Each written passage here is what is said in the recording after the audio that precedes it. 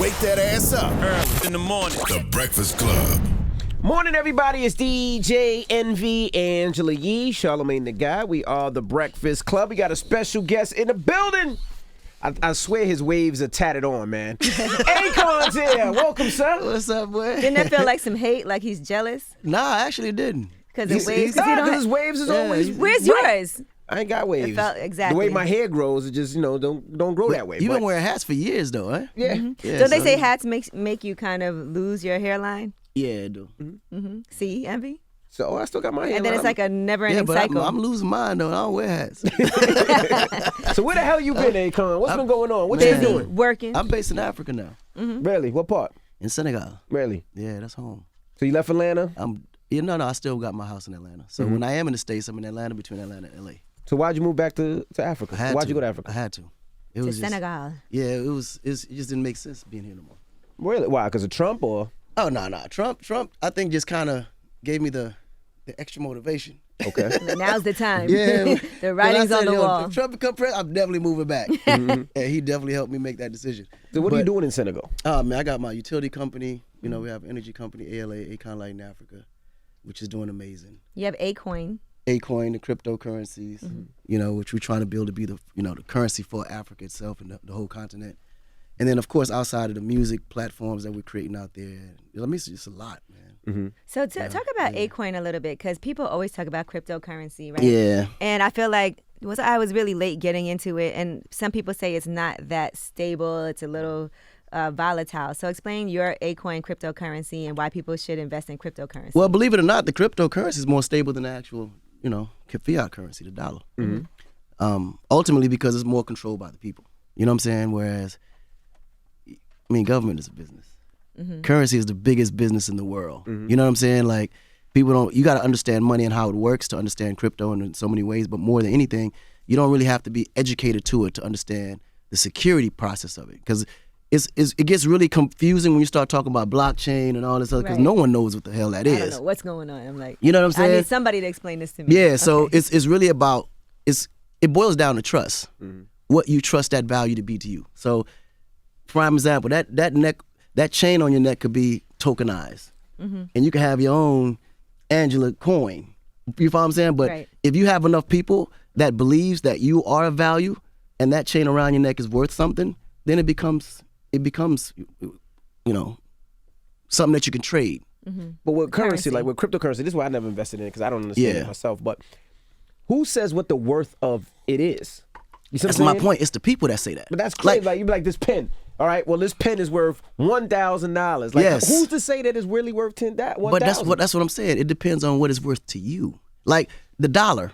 Who's to say what that's worth? It sounds like a scam to me, Akon. But just think about it. The actual dollar. Who says that's worth anything? The government says it's worth a dollar. The government, right? Right, and they sanction it that the dollar's worth $1 all through the U.S. 100%. Correct. But nothing backs the dollar. The U.S. ain't got no natural resource that backs that dollar, my brother. Now, what they do have to back it is the military. Okay. That's who backs the dollar. But U.S. ain't got nothing that backs the dollar. The military backs the dollar. Now, if you look at other countries, they have plenty of gold, diamonds. They're supposed to have gold. They're supposed to have gold. Who? I thought we were supposed to have gold. He said Bro, who? U.S. ain't got nothing. So you just saying we just got a piece of paper we're saying is worth something. So that paper is really worth nothing. It's worth something because we say it's worth something. Right. You give it the value. You give it the value. Bitcoin, prime example, right? Oh, perfect. It's not $1. Nope. It's a digital coin. Correct. Right? Yep. Now, I can buy a Ferrari with Bitcoin. Yes, you can. I could buy a house with Bitcoin. Correct. I could buy whatever I want to buy with Bitcoin because it's just as equally valued as the actual dollar because the people say it is. What about hacking problems? But you can't. That's what the blockchain prevents. Like that's the security part of it. All right, we got to get more into this. Yeah, that's. So where do I get this Bitcoin from? Comes in. Akon sells a Bitcoin. He's Akoin.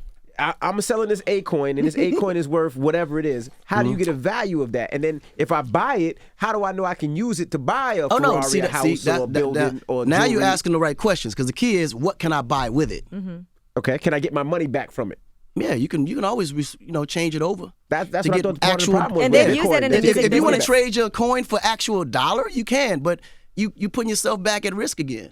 You can use it to buy albums and everything. You can use it to buy whatever you want to buy. Like yeah, in give a me minute, that watch, Envy. I'll give you some Bitcoin. right? Nah, when I'm we good. launch, you'll be able to go to the ATM and actually exchange Akoins for actual dollars or transform it into another digital coin. It's up to you, whatever you want to do.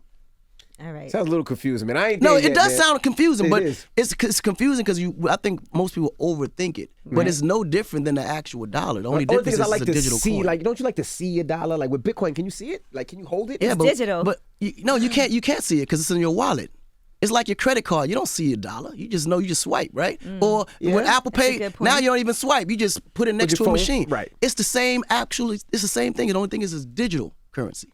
I don't know, Akon, but Well, seems like you're doing well with it over there. Well, you also have 4 labels right now. Yeah, we created Iconic Label Group, which is 4 labels. We got a Latin label called Keloke, where we're putting out all Latin artists. You know, then we got Akonda, which is the African label, straight Afrobeat. And then we have Jamacon, which is straight Caribbean, you know, reggae, calypso. And then we got Iconic, which is more like this crossover hip hop, R&B, pop stuff. Got you. You have a Spanish, like a crossover Spanish album that you're working No, on. it's a full Latin album. A full Latin album. It's called El Negrito, baby. El Negrito. So you speak Spanish fluently? Un poquito. Okay. You know, I was raised around Puerto Ricans in Jersey, so. So you're good enough at it that you could do a whole. Great enough at it. Do a whole album. Envy, say something to him. See, I like. See? That's all I got in me. And I see. Ay, So Dios that's all I mío. got. That's all I got. So now during this whole time when you went to Africa and you was doing these businesses and everything, you just left music alone, or? No, I never left music alone because when I was in Africa, I was building the Afrobeat scene. You know, when I first went out there in around 2008 doing heavy things, I signed Wizkid. Then, you know, we was doing a lot of consulting for a lot of artists. They ended up signing Davido, you know, P Square. You signed Davido? Yeah, Davido's, that's like my little brother. You know, Davido's originally from Atlanta. Yeah, I know he's from. And he started his music career actually in Atlanta and then decided, you know what, man, it's too much of a struggle here. Let me just go back home. He went back home and just popped off like this. I didn't You know what I'm realize saying? you were involved in Wizkid and Davido's careers. Yeah, P Square was actually the biggest at that time when I was there. It was 2 twin brothers. You know, there was a group. We had a song called Chop My Money, which was just a huge smash. But at the time, Afrobeat wasn't as big here. You know what I'm saying? And what I loved about Davido is that he's an independent artist. Like he came with the U.S. hustle and brought it to Africa. You know, I was the first. So he completely get it. I was the first DJ to play his record, and the reason I was playing his record, it was me, Yee, my wife. Where we in Bermuda, Bahamas? Bermuda. We're in Bermuda, and they were playing it. It was so big out there. Yeah. That I started playing it back here. And I remember Pro Style called and was like, "Yo, what record is that?" And I sent it to him, and then we added it, and then it took off from here on U.S. stations. You know, yeah. it was a dope. But I didn't know. Is he still signed to you? Or that was No. He's doing his own thing now. Why'd you let him go? No, it's not even a matter of let go because in Africa's contracts really don't exist. What do you mean? You should just shake hands. It's our word. Some Bitcoin. Really? Yeah, It's a Bitcoin. Yeah, especially in Nigeria, you ain't no contracts being honored. You know? Wow. Yeah, and me and David never had a contract. You know, I was more like a big brother, just kind of walked him through certain things. He learned more things, and then advise and things like that. Why do you Wow. think that Afrobeats got so huge here all of a sudden when it's been around for so long? Why do you think now people are gravitating toward it? Well, because I don't think. Because what you're hearing today is Afropop. It ain't quite Afrobeat. Like Afrobeat was more what Fela did. Fela created Afrobeat, which is more traditional drums, rhythm, culture. You know what I'm saying? Well, now the younger generation just kind of took it and moved it over to the more crossover rhythmic sound. You know what I'm saying? Changes, add more sense, more melody. So it's almost like how hip hop, how you went from boom bap to do do do do like West Coast, and then it changed over into like hip hop just changed into music. Right. It went from straight drum beat, bass lines and break beats to now it's actual music, and that's the same transition that's happening with Afropop. And I think Afrobeat is the best words to use to describe the music and sound. Okay. Because in Africa, it's kind of moved up to a whole nother level because the younger generation just kind of did it the way they, embellished it. You know what I mean? You don't get a lot of credit for a lot of the artists that you helped out. You know, you mentioned Wizkid and Davido and Red Cafe and French Montana, Cardinal Official, T-Pain, Lady Gaga. Jeezy. He helped talking Jeezy about on his that. first record too. Yeah, you don't get a lot of credit for a lot of the stuff that you helped start before it was a cool trend. T-Pain, you and T-Pain. T-Pain as well. Yeah, that's my little family. No, but I don't do anything expecting anything back in return. If I do it, it just comes from the heart. Because That's how you get your blessings. Yeah, that's how you get your. But a lot of people don't realize too. Everyone has their destiny, and there's gonna be people that comes in your life that help you to fulfill that destiny. I just feel like I just been a part of a lot of people's destiny. So This is to come to them no matter what. They was gonna get that success or get that fame or reach a certain heights, with or without me in it. I just think that when certain people are at it, it just creates a different value for you. And how you decide to take your future on and involve the people that's been a part of your life determines how long you stay and how big your legacy becomes. Have you ever been disappointed by an artist that you knew had so much potential, but they just weren't living All up the to time. All the time. That'd be the hardest part, because you'd be like, man, he got it or she got it. But they just don't get it. Does that make sense? Like, No, I because can it'd be the most imagine. talented Absolutely. ones that just never understand. Like, why don't they just work a little harder, do this, Yeah. get out here? Just- Sometimes people are in their own way, too, because They in their own way. And most people actually believe that they don't have to do a lot of things because they're talented. right, it should just happen. Or once you reach a certain height, like you get a crazy record and you like, oh, I'm in, I'm good. That's where your work actually starts to begin, especially in hip hop, because hip hop, as y'all know, you really literally as good as your last record. Right. Then you're irrelevant. Then you're irrelevant. But yeah, you're irrelevant. Like, I just had a hit. You're irrelevant now. yeah. Are you still cool with some of those artists? Like, you still cool with Payne? You still speak? I'm cool with everybody. I'm still cool with every single artist. Like, and that's another thing. I never really ever had no beef with nobody. Right. Oh, you don't hear that. I mean, cause if I do it for you, if somebody said or did anything, I can't even fathom that, because I've never done anything that didn't help or help to propel somebody else's career. Because I mean, I built my career off helping other people build their careers. You know what I'm saying? What do you think about label owners holding people to a contract when they want to get out of it? To me, that's the dumbest. Well, let me rephrase that. I won't say it's the dumbest thing, but I don't think it's beneficial for them or the business. Because me personally, I wouldn't want to hold anyone that don't want to be here. Like, if you don't want to be with me, it's cool. Bro, just do your thing. Because sometimes people don't understand the value you have until they're no longer with you anyway. Right. You know what I mean? But I think from an executive standpoint, instead of just holding the artist and saying, I'm not letting you go, cool. You got money invested in that artist. And that's what they'd be holding on. But I think there's ways to negotiate it to where you can get your cake and eat it too. No problem. Let him go do his thing. But whatever you owe, just pay that back later. Or if you go into another contract with somebody else, just make sure that you're written in to where you be recouping whatever your investment is as that person's career moves forward. But don't try to block them in and say they can't do this or do this with anybody else, because if the artist is, if his heart is not there, he's not going to produce anyway. So nobody wins. The artist can't function properly creatively because he's in a disgruntled situation. You're never going to get your investment back because the artist isn't moving or active. So it's like, where do you win? Nobody wins in a situation like that. Did you ever have those other conversations besides music? Like, we had, did you have when T-Pain was up here? No, I didn't. He was up here about a week ago, right? 2 weeks ago. A couple of weeks. And we was talking about that he had $40 million in his account. And then he became absolutely positively that broke. one. Oh, yeah. And lost it all. Yeah, I remember That that. one. I heard about Did that. you ever have those conversations? He said he invested in Bitcoin and it didn't work out. No, he didn't. No, trust me, if he invested in Bitcoin, that $40 million would have been a $400 million.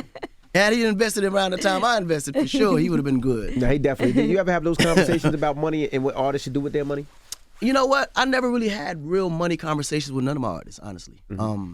But I kind of try to just show an example of what I do with my money and how I invest it, how I move it around. Looks a little different, Akon. One time you had about 15 cars, all white. You had a huge house. You had a here, gas huge station house in your there. backyard. Yeah. Gas station in your backyard. But I only did it because I could afford it, and that wasn't music money. See, the thing is, a lot of artists just assume that the money I was spending came from records. None of that money that y'all saw came from records, because if it was for records, I wouldn't be able to afford half that stuff. So what I did, I got this 10% rule. Like, if whatever I'm purchasing isn't 10% of 100% value of what I have in the bank, I don't touch it. So in other words, let's say hypothetically, if you have a car that you want to buy for $100,000, Right. if you ain't got $1 million in the bank, you shouldn't buy that car. don't buy it. Right. And that goes with your house, whatever. If you want to buy a house that costs $1 million, if you ain't got $10 million in the bank, bro, don't touch that house, because you're not going to be able to afford it. It's just impossible, because most times people don't look at the interest in the long run. And those houses, those are 25, 30-year loan Investments, yeah. With that interest backed up, that $1 million turned into quick almost $2 million. This is almost 50%. And half these, none of us got good credit or had good credit. Right. Coming up, we get that big advance and we go get that chain first, get that whip first, get that house, like in that order. Now, being that the music isn't what's financing a lot of this, right? You must still love it to do it, to go ahead and do this whole global four labels. No, with this is all Kadar. for passion now. Everything I'm doing musically is I'm just fulfilling the passion. It's definitely not about the money. So why did you and Kadar, what was that conversation when you guys decided to team up? I know he still manages you. Yeah, Kadar's still working with me. He still works with you, but now you guys are partners. In his history in the industry. Yeah, so Kadar's my partner in the Akon label group, and Kadar was actually there since the beginning. When I was signed to Universal Motown, Kadar was the chairman and CEO of Universal Motown at that time.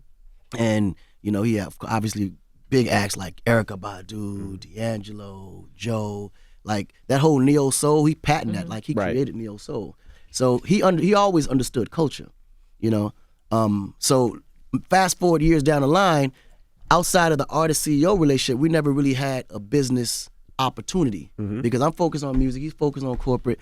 So come fast forward years down the line, I met up with him and I was like, man, I got this concept I always wanted to do, but I need somebody capable that understands Fortune 500 company business and knows how to understand how these, how the puzzles move, that can actually run it. And he was like, man, listen, once I gave him the concept, he was like, bro, I'm in 100%. This is something I always wanted to do.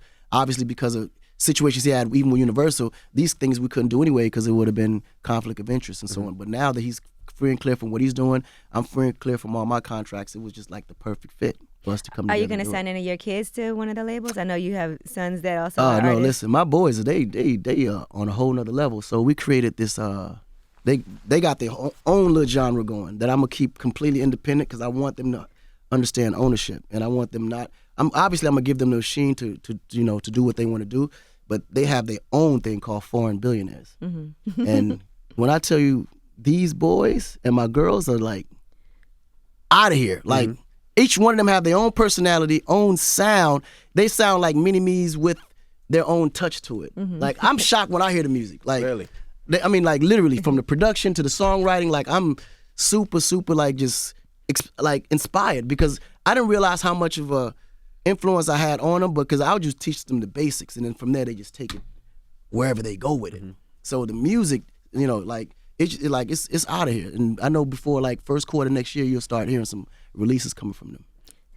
You also purchased a utility company. Yeah. In Africa. Now explain how you got into the utility game. It just seems something that I can't fathom. Like what make you get into electricity and things like that? Like talk about that. No, Envy, you have no idea. Like even today I sit down and think of myself, like, how the hell I get into energy? Like, because 7 years ago, I knew nothing about energy. Like, absolutely nothing. All I knew was that it made good money. But I didn't know no specific details, no anything. So when I went back to Africa, I was doing a concert in Sierra Leone. And right in the middle of the second song, we was doing Ghetto. The crowd was it's like about 40, 50,000 people in that stadium, and literally electricity just cut out. Power went out. Power went out.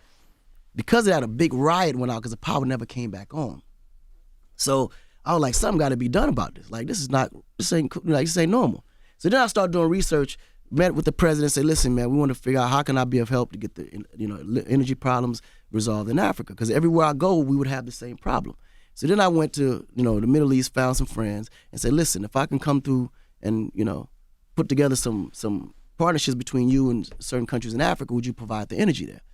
At this point, mind you, I know nothing about it. Right.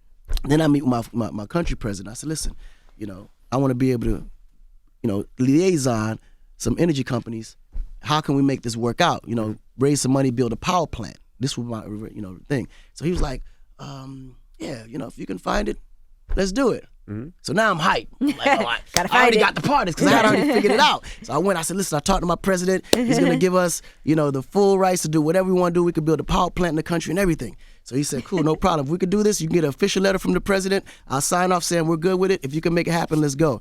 I take the official letter, go back to my president. I said, I got some great news. He said, what is it? I said, I think I raised the money. He said, how much? And now, mind you, at that time, they was willing to put up to $1 billion to do the power plant. Right. So the president at that time, he had to be extremely honest with me. He said, listen, son, the business that you're entering into now is a type of business that create wars.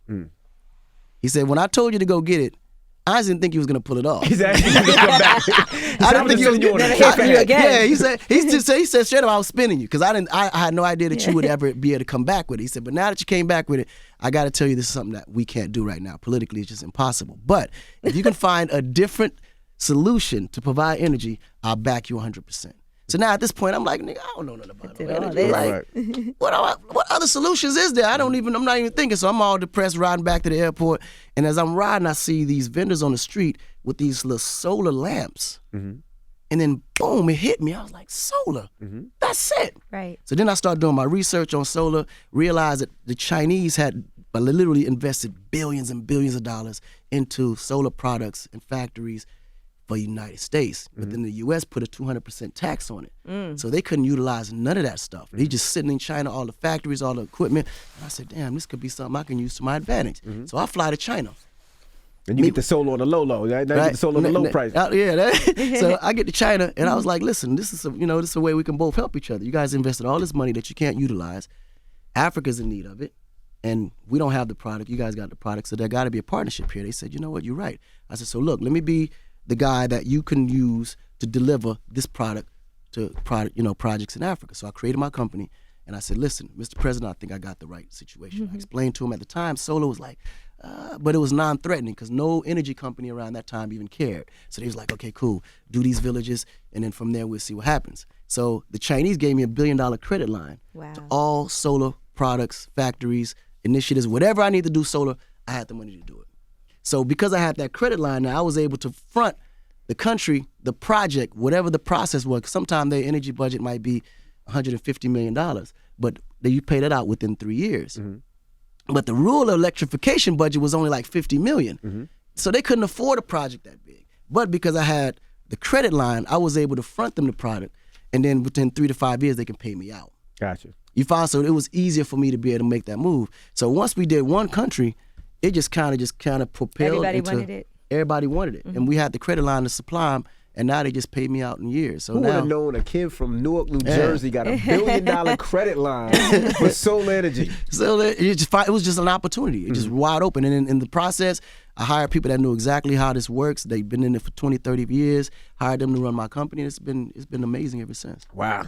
That's something we have to learn more about here, even. Absolutely. Because I know I keep getting like people want to do solar panels on the roof. They look so actually, ugly on the roof, though. That's the only bad thing. They look so ugly on the roof sometimes. Yeah, no, they do. But you save a lot of money because actually just last year I started Akon Light in America.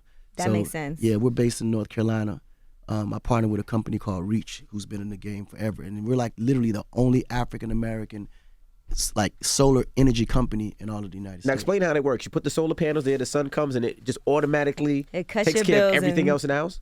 Yeah, like just once we create like the transition between original power to our solar system, you don't feel nothing. As if nothing never happened. The lights don't dim. It's not, the lights not but you as feel bright. it in your pocket when your bill is only $10. Yeah, when the bill is like, but the only thing that now the first initial payment be the one that's big because it's the setup, equipment, all that. You probably pay about $2,000, $2,500 to get it set up.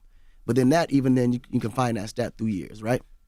So you really don't really feel it. But that's always the big initial payment. But after that, man, in years 10, 15, you're going to save yourself hundreds of thousands of dollars. And better for the energy. environment. And it's way better for the environment. And it's the same exact power. So everything, nothing. And it can't go the out. perks, so the perks about if it's a cloudy day. I was about to say. Well, I mean, because it's storage. It's stored. It stores energy. It's stored. For how long? It depends on how long you have sunny days. Like, you don't have at least 20 sunny days out of a month. You follow what I'm saying? So those 5 days or 10 days that you ain't got no sun won't even matter because you fully stored. And you can still have backup, right? Yeah, and you got fully backup. And that's the beautiful part about it, because if you get a huge storm or whatever happens, while everybody's lights is out, yours is still on because yours is not even connected to the grid. See? That's something that I've been looking into myself, because I know there's all kinds of incentives. But I would guess that the power companies probably hate that unless they can somehow make some money. The power companies clearly hate that. They don't like that at all. But now they even transitioning into it because they know they can't get around it. Right. It's the future. They just got to figure out a way that's not on your roof, because on the roof it just looks a little crazy sometimes. Like if you could put it in the backyard. Yeah, you can. You can. You can actually set up like my house. house. All that setup. You don't even see it on my roof. Like I got a whole little section in the back that you don't even see from the street. That's just, it's like a small mini grid that powers my whole property. Wow. Yeah. All this, and you still have time to start labels. Oh man, that's the passion part. That's the fun part. The label part is the easy part, actually. Cause that's I something would I do think in my that dealing sleep. with all those personalities isn't that easy, though. Oh, you mean with artists? Mm-hmm. Well, it's Like well, how hands-on are you with the artist? Oh no, 100%. Like that's the one part that I'm completely hands-on. The business side, I let Kedar deal with all that.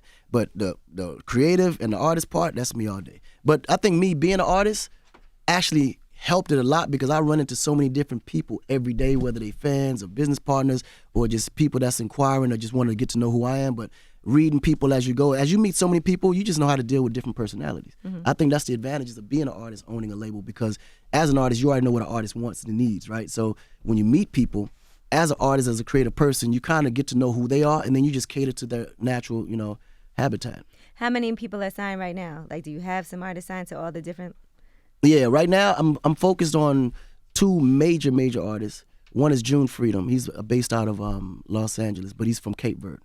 He's from Africa. And the other one is Alameda. He's actually out of Nigeria. Okay. So we just picked him up and moving him forward as we go moving there now. Can you walk around Senegal like normal, or do people, you're a huge celebrity? How is that when you're walking around in Senegal? Well, in Senegal, it's tough. Yeah, I ain't gonna lie to you. What does your house look like in Senegal? I'm curious. I see what your house look like in Atlanta. What's your Senegal house look like?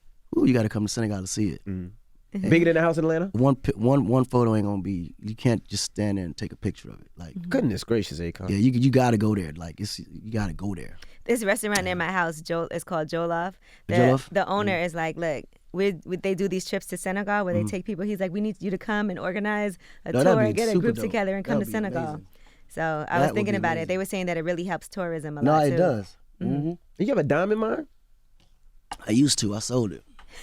The diamond mine, man. Crazy. No, the diamond mine is just bought everything. No, but the diamond mine, that business is worse than the drug game. That business ain't no joke. Yeah. Really? What? Wow. Can you Diamonds? imagine?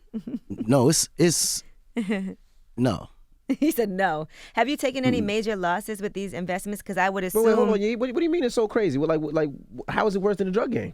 It's way worse because, see, just imagine a drug. I'm just thinking the movie Diamond, whatever that movie with Blood diamonds. Diamond, right? Okay. Blood Diamond, yeah. That movie wasn't too far off. Really? It wasn't too far off from the actual real business because you got countries that's hiring rebels to protect the mines and to steal from it at the same time. So it's like it ain't no joke. Like and nobody's honest. Everybody's stealing. It's large amounts of money involved. It's too much money involved that sometimes when a big rock is stolen, you don't notice because there's so many rocks. But the problem with that is when it goes through the Kimberley process, they have to get certified and all this other stuff. It's just too much to explain. But just know that if you think the drug game is dangerous, you ain't met danger till you went into diamond mines. What's the biggest rock you pulled out? The biggest size rock you pulled out? I never pulled any out. I saw the ones that was pulled out. No, I mean, I know you didn't actually go in there and pull it out. What was the biggest rock that your company pulled out? It's probably the size of that bottle top right there. Yep. In a rough, that would probably be worth about a good $250,000. But then once it's, polished and everything else, it'd be worth close to about $5 million. Goodness gracious. Yeah. Well, what was you saying? I was saying, have you ever taken any losses with your investments? Because I would assume that when you have so many different things happening, obviously sometimes things don't work out the way you plan. Well, what's interesting is my biggest losses came from probably the music business. Investing in artists. And you want to jump back in? Yeah. He's like, I love it. No, I love it. I just because now it's not about the money, and I already know what that loss is, so I kind of already projected what the loss is going to be. And you need some write-offs, And definitely, no, the business is the best write-up you can ever get. Keep losing. You're going to keep losing because honestly, it only takes one artist to pop. And you could take losses on 10 acts, but when that one artist pop, it recoups for everybody. Right. And man, you just got to hope that artist got a good head on their shoulders because then the longevity becomes, so that's why labels sign so many acts. Right. If you notice, labels sign about 1,000 acts, but only 5 will pop off. But that 5 keep them lights on and keep that profit going. Universal at this point, they probably got the biggest catalog of artists. They got, and then look at Empire. Empire got about, I don't know, at least 5,000 acts, about 1,000 label deals. They just signing any and everything because they know all it takes is one to pop. They good. But what about artist development? You think that we're lacking with that now with labels? Oh yeah, artist development don't exist anymore. So you got to find artists that's just naturally talented. That's the best way. Like just an artist with great music alone. If that's what your revenue model is, then that's cool. But if you're looking for artists that's 360, that's gonna tour, that's gonna sell products, that's gonna generate mad streaming, and at the end of the day, you can do partnerships with big brands with a specific artist. Because I look for artists I can use 360. Because if the music don't really sell, all right, cool. The film industry might sell for them. They got personality where they can do that. You know, like prime example, Jeffree Star, right? When I first signed Jeffree Star, it was about him being an artist. Yeah, he was a transvestite, but I knew that was coming in the future where, you know, the LGBT community was gonna be popping, and nobody gonna be afraid. Everybody gonna come out because that's where it was going. So I was like, cool, I'll take the chance. The nigga dope. I'm excuse me, but you know, you know what I'm saying. Right. So, but the music ain't quite work out. But now, if you look at his cosmetic line, Right. You know, I never knew he did music. I always thought he was a yeah. I never knew he did music either. yeah, we started off doing videos, like straight videos, music videos. The audience just wasn't biting.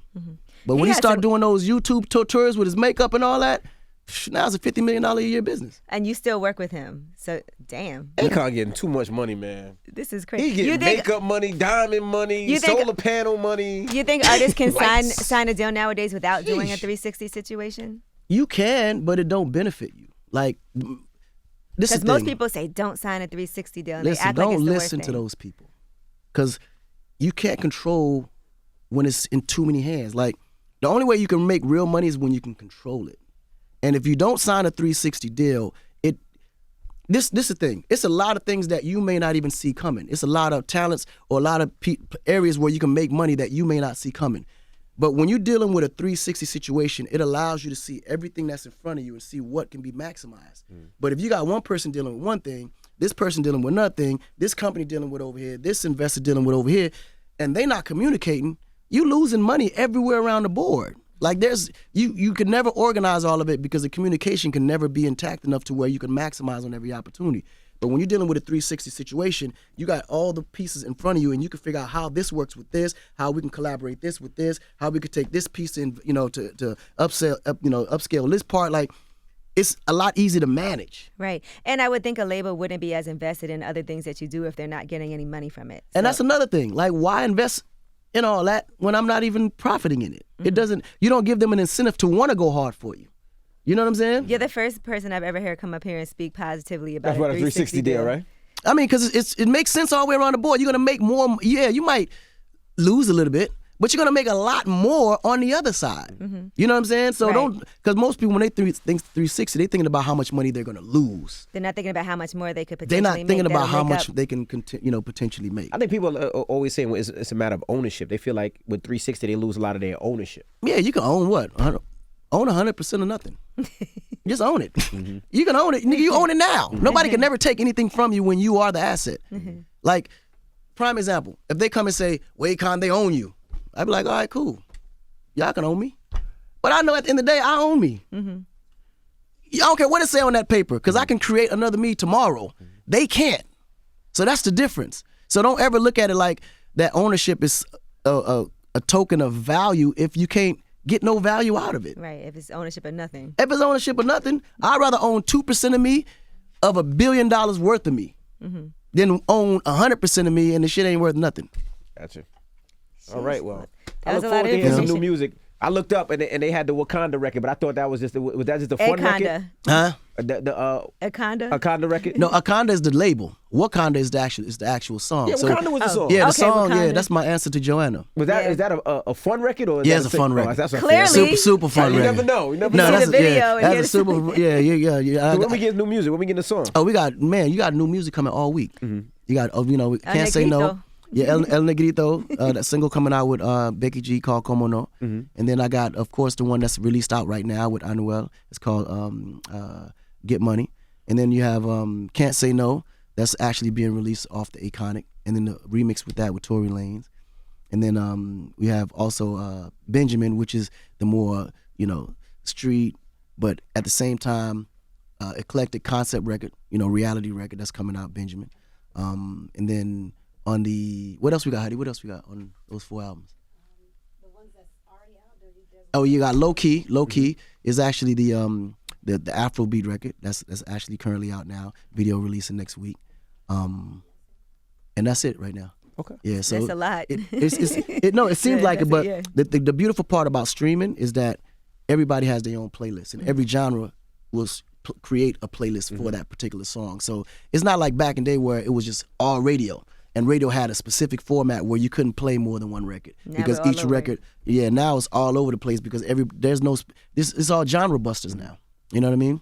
So that's one of the reasons why I wanted to do the Iconic label group was so I can be able to make music in every genre without it having to be competing with each other. Gotcha. Well, we appreciate you for joining us, Yes, brother. it was a absolutely. pleasure, Akon. Absolutely. Akon. It's the Breakfast Club. Good morning.